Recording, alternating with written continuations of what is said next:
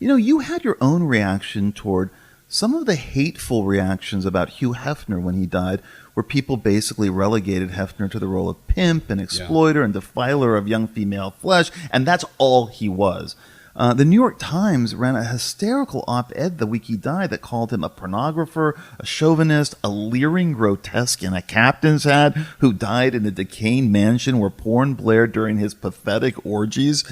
He was a pimp, a smut addict, a pretentious huckster, lecherous, the New York Times wailed.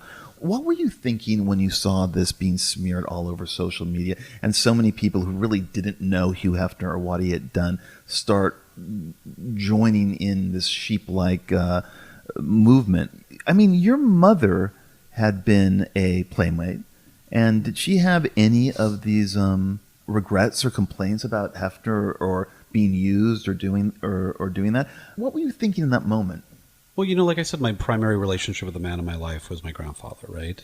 Who has some interesting things I'm discovering lately about his own personal past, which I'm trying to uncover, which has to do with potentially sexuality and stuff like that. Still investigating to get to the bottom of it. That's a side note. However, I grew up in a house full of like naked women everywhere on the walls because he had them at his home on the walls because he started a magazine that was pre-Playboy, and then he was one of the original parts of Playboy. So Hefner and him were best friends for many, many years.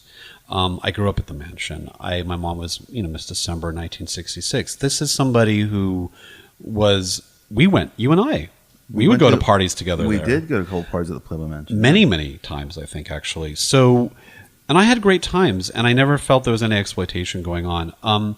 I can't speak for people who have been through so much sexual trauma that they're sort of projecting it onto everything right now. Right. I can't speak for those people. Right.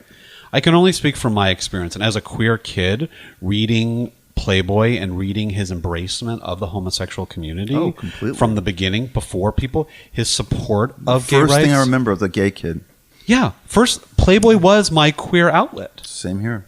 That and like Henry Miller and Niacin, but that's a whole other conversation. But Playboy to me, I mean, Hefner even talked about experimenting with his sexuality. He did. He produced the Vito Russo, the Celluloid Closet documentary. That's right.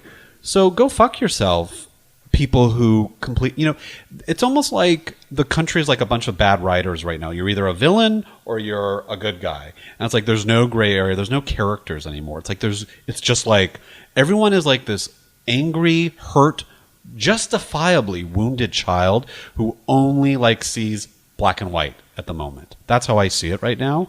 And I think that the wound is genuine.